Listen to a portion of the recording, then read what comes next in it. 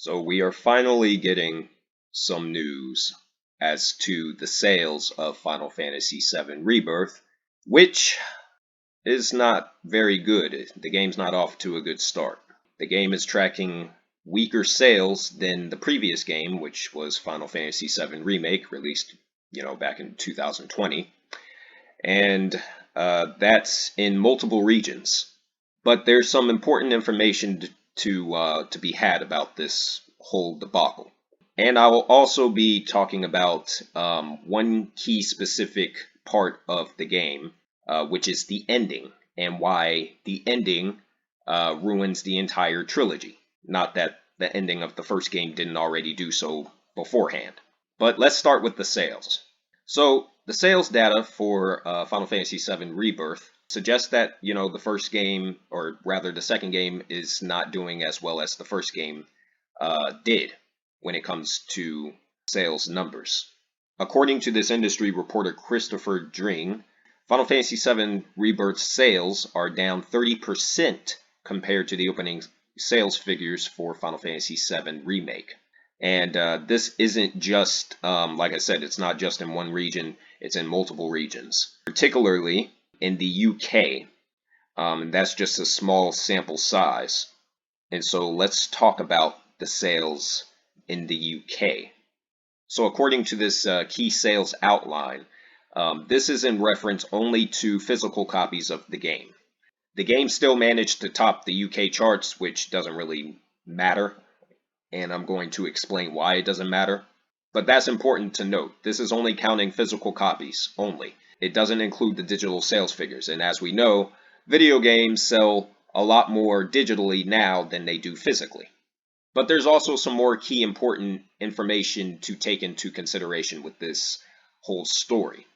The original game launched during the height of the COVID-19 pandemic in 2020. And I personally remember that time because a lot of people wanted the game, but were unable to get it right when it came out because of shipping issues. And that was obviously due to the COVID-19 pandemic. Myself specifically, I uploaded an unboxing video at the time. I had gotten the game on time, so I was one of the fortunate few that was able to get the game when it came out. When it comes to Final Fantasy VII Rebirth specifically, the fact that it's tracking worse physically in physical box sales compared to the first game, which had, the issue of the COVID-19 pandemic, I mean, that's not good. You would think that the second game would actually sell more. But considering it's a sequel, as this article suggests, video game sequels, specifically direct sequels, tend to lag behind their predecessors in sales, and this is true. If you look at various franchises, I'll give you an example. Bayonetta.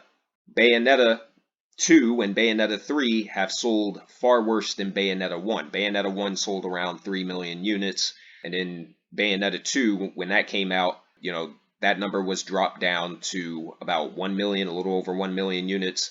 And then the third game also sold a little over 1 million units, according to the information that was revealed by Nintendo. And that's just one example. Most video game franchises don't have the luxury of having sales figures, exorbitant sales figures like the Call of Duty franchise, using that as an example. Here's another example. The Horizon series. The first Horizon game, Horizon Zero Dawn, sold over 20 million units. And the sequel, its direct sequel, Horizon Forbidden West, has only sold thus far a little over 8 million. So that's another example. Video game sequels tend to sell worse than their predecessor. But in the case of Final Fantasy VII Rebirth, I think there's a little bit more to it than that. Because some people may find this information to be a bit, concerning. It doesn't mean that the game is a flop. It doesn't mean that the game hasn't sold, decent. But some people have, it's not even some people, it's a lot of people. This is my problem with the Final Fantasy fan base. There's a lot of clowns in this fan base that have unrealistic expectations simply because they absolutely and truly just don't know any better. Which is why videos like this are important. And I'll give you an example on that. So it's been confirmed that Final Fantasy VII Rebirth is among the most downloaded games, ranking at number 2 on the top most downloaded game on both the US and the European PlayStation Store for February. That doesn't mean shit. You know, a game like this should be number 1 easily. But it's not. It's tracking behind Helldivers 2, which is crazy. You would think, once again, a remake to Final Fantasy VII would track among, number 1 of the top most downloaded games in multiple regions. And then if I scroll down here, we have this clown right here saying, I hope this game sells 20 million copies. It deserves it. Not according to that demo that I played. And I have played both sections, the Nibelheim section and the Junin section, which I actually just got done playing. This game does not deserve to sell 10 million, let alone 20. And this game will absolutely not sell 20. The original Final Fantasy VII didn't even sell 20 million units. Most of the games in the series haven't sold 20 million units. The first game hasn't even sold 10 million units. And it's like, who is this person? This person is apparently from the Washington Post. He works for the Washington Post. He's a video games reporter and critic, co-host of Punching Up, a Nintendo podcast, and a Twitch affiliate. The fact that this person works for the Washington Post in Washington, D.C., and you think that Final Fantasy VII Rebirth has a chance in hell at selling 20 million units is unbelievable. This is how stupid video game journalists are. This is why I keep preaching. This is why I keep preaching and I keep making the videos that I do, because these people just don't know any better. This game will not sell 20 million units. Ever. So, that's the information that we have for the UK, but there's also some more information from Japan as well. Japan, as we know, is Square Enix's home country. It's also the home country of Sony and the PlayStation brand itself. The Japan sales charts for Final Fantasy VII Rebirth, it tops, but it doesn't even come close to the sales numbers of Remake. And see, we have a software sales figure right here. 200,000 units. That is pathetic. This is a Final Fantasy game. It should sell way more than 200,000 units in its first week. Way more. It's not just a Final Fantasy game, it's a Final Fantasy VII Remake. You know, the next part of this remake trilogy for Final Fantasy VII. It should sell way more than 200,000 units. Easily. Let's look at the information. You know, that number seems fairly impressive. It really doesn't if you know any better. But that puts the entire game behind the opening figures of its predecessor, Final Fantasy VII Remake, which, when that game launched for PlayStation 4 in 2020, it sold 700,000 units in Japan, right here. And not only did it do that, it did that at the height of the pandemic, the COVID-19 pandemic that I just got done talking about. Rebirth has fallen massively short of that. 200,000 versus 700,000. That's well over 400, going on 500,000 units that the game has sold less than its predecessor at release. And as we know, video games sell the most right when they come out. That's around the opening launch window, that's when they sell the most units. And then that number slowly drops over time. And of course, when Remake came out, the PlayStation 4 was sitting at around 9 million units. The PlayStation 5 right now is currently sitting at around 5 million. And that's 3 years in. We're currently about halfway through the PlayStation 5's cycle, its generational cycle. But not only is Rebirth tracking worse than Final Fantasy VII Remake, it's also tracking worse than Final Fantasy XVI, which came out last year. That game sold at around 330,000 units at release last year in Japan. I mean, this is the game's home country. And we have people in the comments here on Push Square saying that they're surprised that it's doing worse than Final Fantasy XVI. These numbers are bad. There's no way to curb this. You know, when I made that other video about the sales figures comparison between Naughty Dog and Square Enix, I had a stupid motherfucker go up on the channel and he was butthurt because apparently I didn't know what I was talking about because I'm not a CEO. I'm just a stupid YouTuber who doesn't know what I'm talking about. It's like, you don't have to be a CEO or a COO or any kind of financial professional to look at basic numbers and draw a comparison. These are poor sales numbers for this game. Clearly, the game has sold far more digitally. We just don't know what those numbers are because Square Enix hasn't released them. But there's no way that this game has sold, upwards of 5 or 6 million units when the first game within 3 years has only sold 7. There's no way. And we know just from these sales figures, just from the, charts in Japan and the UK alone, that this game has sold worse than, Final Fantasy VII Remake and Final Fantasy 16. But people are asking, how can this be? How can this be when the game has a 92 on Metacritic? That's what I'm saying. These critical scores from these dumbass gaming journalists and these idiots that go up on here, these basic consumers that come up on here and they post ridiculous reviews and they really don't know what the hell they're talking about. They're posting reviews within the first hour or two of them experiencing the game because they want a fanboy for the product. One of the best games in the last years. I mean, need I say more about how gaming journalists and gamers in general are just extremely ignorant these days? I believe Final Fantasy 16, when it first came out, sold only around 3 million. That was the sales figure. So that game underperformed, and this game is tracking worse than that game did. Real impressive. Real impressive. And this is what I'm talking about. People are taking Metacritic seriously, like this person with his little stupid Tifa avatar pick.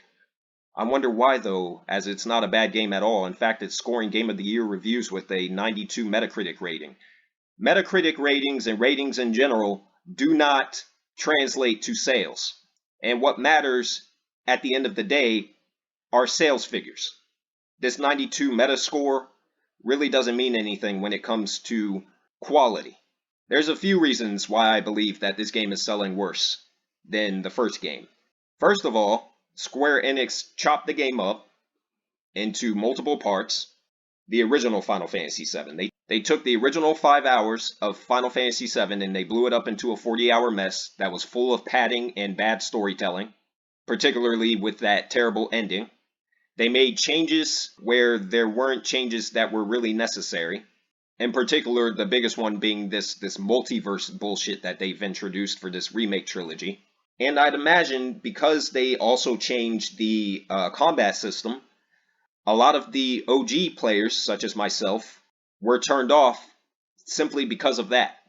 And people simply just didn't like the game as much as, the sales figures and the high scores on Metacritic would suggest otherwise. A lot of people clearly didn't like the game and didn't want to support the game and have not bought Rebirth as a result. And they're still, this is just the second part. They still have one more game to release for this trilogy.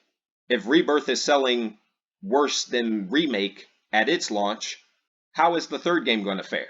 And they're making a big-ass game. These are big-ass games, right? They're putting millions of dollars into this. And you also have to consider, because Square Enix has come out to say that they're interested in remaking some of the other Final Fantasy games. Final Fantasy VI was brought up, and Final Fantasy VIII was brought up at one point. Final Fantasy X was brought up. Final Fantasy IX has been rumored for a remake. There's absolutely no way they're going to put all of that money, come up with this big budget to make another game like this as a remake for the other Final Fantasy games, which are nowhere near as popular as Final Fantasy VII, to give those games the same treatment that Final Fantasy VII has gotten. And the reason for that is because the other Final Fantasy games aren't as popular as Final Fantasy VII. They have smaller fan bases. The series as a whole, regardless of which game you're talking about in the franchise, is nowhere near as popular as it used to be. And we know that because of the sales numbers for each entry in the series. Hell, their most popular game that they've released over the last 10 years that's in the Final Fantasy franchise is Final Fantasy XIV, and that only became successful because it's an MMO. It's this mass multiplayer thing. Every other game pretty much has not met sales expectations, probably with the exception of Final Fantasy XV, but that even that took years for them to reach the 10 million unit mark. That's just you know, a greater perspective as to what's going on with this game when it comes to sales. Even though we don't know the digital sales numbers, at the end of the day, it really doesn't matter. We have other games that are coming out soon. Another big RPG that's coming out is Dragon's Dogma 2. That game may knock Final Fantasy VII Rebirth out of its top spot when that game releases. This is just another lesson, another example that Metacritic only means so much at the end of the day, and gaming journalists are idiots. And the majority of the Final Fantasy fan base are clowns who don't know any better, like this person. Hell, their name is Ultimate Otaku. I mean, that should tell you, you know, that should reveal the intelligence level of this person. So that's the sales for Final Fantasy VII. As I said in the beginning, this video is going to be split into two parts. Now I'm going to talk about the actual game itself, just one particular part of the game, and that's the ending. Now, this article was released not too long after the game came out, and I have to thank IGN because they've actually saved me money. I've decided to hold off on the game purely because of the articles that were uploaded on the ending. So I'm not going to go into, you know, full in the detail with this article, but they fucked this ending up. It's bad. So basically, what the ending is, from my understanding, because I did go through this article when they first released it. So what happens at the end of the game is that Cloud blocks Sephiroth's sword or something as he's about to come down and kill Aerith, just like he did in the original Final Fantasy VII. And mind you, Aerith's death is one of the most significant sequences, you know, cutscenes in gaming history. It's one of the most important character deaths. If you look up a list of the best character deaths in gaming, you'll see Aerith from Final Fantasy VII up on there, or Ares as she was known in the original. So in this game, once again, Cloud he blocks Sephiroth's sword as he's coming down right here, and Aerith, she dies anyway. And the whole point is that she was meant to die regardless. She was going to die whether Sephiroth killed her or not. It's revealed that there's a multiverse in which, you know, in different versions of this story or this world rather, that Aerith, you know, lives, or that she dies in different ways in different timelines. So it's a multiverse. Why the fuck would you introduce a ridiculous story element for this game, for this trilogy that wasn't even in the original? This is the same issue I had with Mortal Kombat 1. This is the same issue that I've had with Marvel Phase 4 and, you know, the current phases that they're in with the MCU. The multiverse is a very lazy story trope because it basically negates everything that happens in the story, because there's different timelines, and even if you have an important moment like a character dying, that same character could always come back because there's different timelines. There's a different timeline out there. So if Square Enix wants to, they could bring Aerith back. You know, they could have Cloud and Party go to a different timeline for the third game and bring her back, and they could have this, you know, wow moment, you know, oh, she's still alive. She can still help the party defeat Sephiroth, and she doesn't have to do it, you know, from the live stream. This is the bullshit that I'm talking about. I knew Square Enix was going to do something stupid with this remake trilogy, this remake project. I knew they were going to do something fucking stupid. I'm glad that I held off on buying this game when it came out. I could go to the store right now and pick it up. I don't want to, because this is ridiculous. The original Final Fantasy VII had nothing to do with the multiverse. The multiverse was not a part of that game. When they originally announced this game, I think, which was back in 2015, when they originally announced that there was going to be a remake of Final Fantasy VII, nobody asked for a fucking multiverse story. Nobody. And IGN gave this game, what, an 8 or a 9? And even they're admitting, yeah, they fucked it up. The ending's a mess. GameSpot said the same thing. A bunch of other gaming journalists said the same thing. And yet, they gave it high scores anyway. This is part of the reason why this game hasn't sold as well as the first game. This is part of the reason why. This is one of the most important moments in gaming history, and they fucked it up by introducing something fucking stupid with this multiverse bullshit. They still got the stupid whisper ghosts, the mentor looking things. I haven't seen this particular scene myself, but just looking at an image of it, I don't even want to see it. I don't want to see it. How do you fuck this up, dude? I don't understand. I really don't get it. And I was curious because I was wondering, like, what, who wrote this game? And the answer to that question is interesting.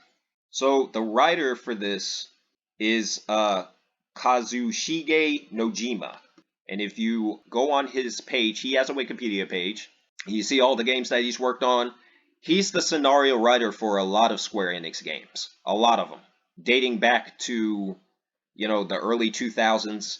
Even before that, even before they were Square Enix. He worked on the original Final Fantasy VII. This is a 60-year-old man. 60 years old, born in 1964. Why do you have a 60-year-old still writing for your games, for your flagship series? Make it make sense. Because clearly he's not doing you guys any favors.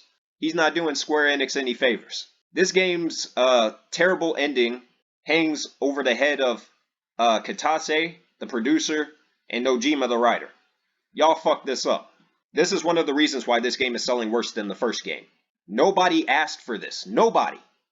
And it's like, they're trying to build up anticipation, talking to the Rebirth director, Naoki Hamaguchi, this dude right here, who needs to get a haircut, by the way. He's trying to build up some excitement for the third game. No one's excited about this bullshit. They're saying that the third game may not be finished until roughly 2028, that should be the year that the next PlayStation comes out. The PlayStation 5 will be pretty much out the door at that point. As this article suggests, it'll be, the third one could be a PlayStation 6 launch title. They've already fucked this up, dude. The whole remake trilogy, they've already ruined it. I've been burned by Square Enix so many fucking times, dude. Last year was pretty much the final straw for me in terms of buying any of their games at launch. Because I bought Final Fantasy 16 at launch, that shit was garbage.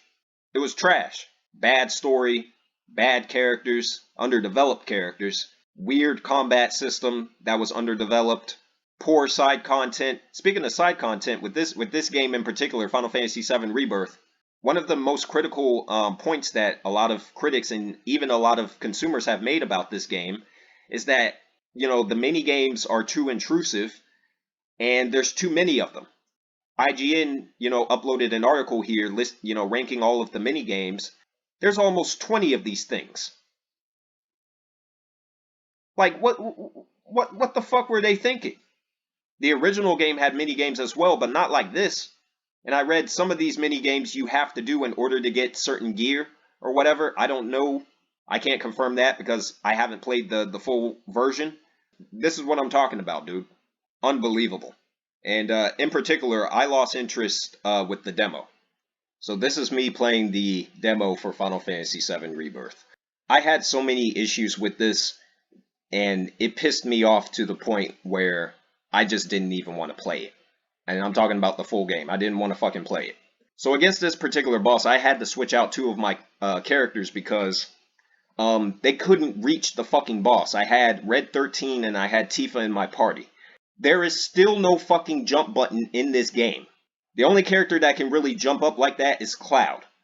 And even him, he still only has a three hit combo, and you have to continuously dash around the stage to reach the boss because the boss moves around. Let me pause right here. I'm gonna go back a few frames right here. You only have a 3-person party, just like in the original game. And just like in the first part of this remake trilogy. The other two characters, or the other characters in general who aren't in your party, will stand off to the sidelines in the background looking stupid.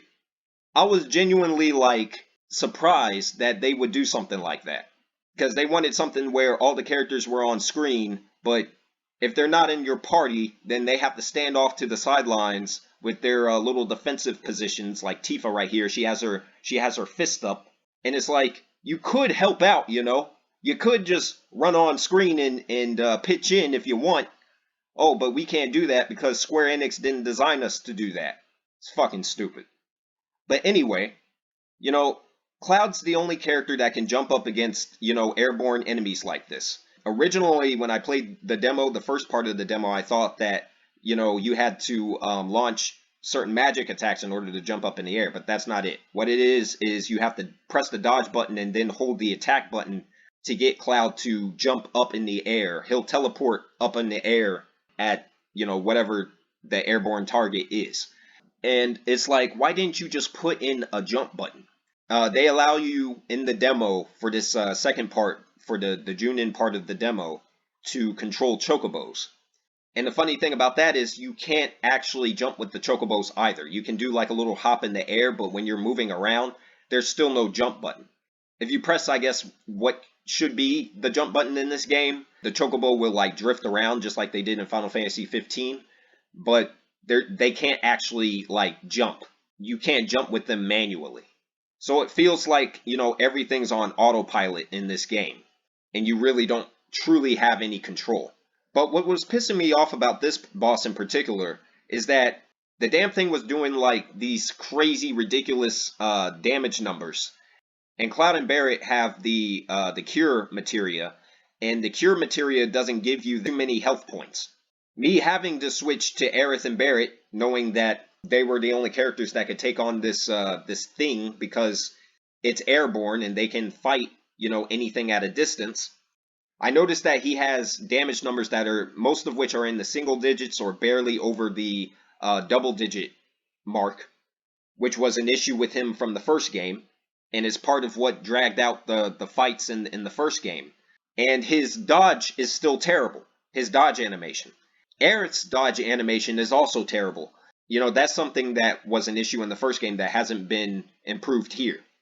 I noticed that they gave Aerith an ability that will increase her damage output, and then they gave Barret a move called Bonus Round, which will make it easier for him to stagger, enemies in combat. So those were two notable improvements with these two characters.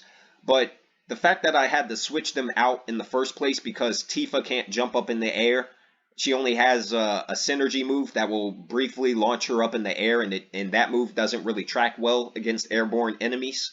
And Red 13, just judging from the demo, he can't jump up in the air either. I mean, the fact that I had to switch these two characters out, and I had to restart this battle, I think, twice, it really left a sour taste in my mouth. And I'm like, this isn't worth $70. This isn't even worth $60, let alone $70. And the one character that can jump up in the air at, this particular boss, his attack doesn't track that well. I have to keep dashing with him in the air to reach the target. Right here. You have to keep dashing over and over again just to reach the target. This is a Game of the Year title right here.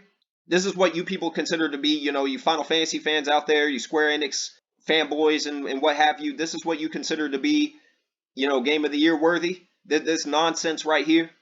This bullshit right here just turned me off from playing the game. Right away, I can wait. I'm not in any rush at all to play this after playing this mess of a boss fight right here. It's shit like this as to why this game hasn't sold as well as the first game.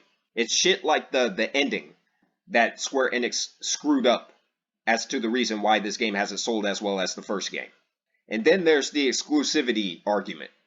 Square Enix keeps making these Final Fantasy games, these newer Final Fantasy games, temporary PlayStation exclusives instead of releasing them multi-platform like, an actual smart company would do, like Capcom, for example. All of these reasons is why, this game hasn't sold as well as the first game. None of this is what I had in mind when they announced they remake the Final Fantasy VII. A dumbass multiverse story that makes no sense, that ruins the legacy of the original game. A combat system that's littered with issues that somehow keeps getting worse with each game, each subsequent game, in this trilogy, and the fact that this is even a trilogy in the first place, when it really should just have been one game, one release. So next time someone wants to bring up the argument of, oh, well, what about the high Metacritic score? Yeah, at the end of the day, Metacritic doesn't really mean shit, especially when it comes to the Final Fantasy franchise.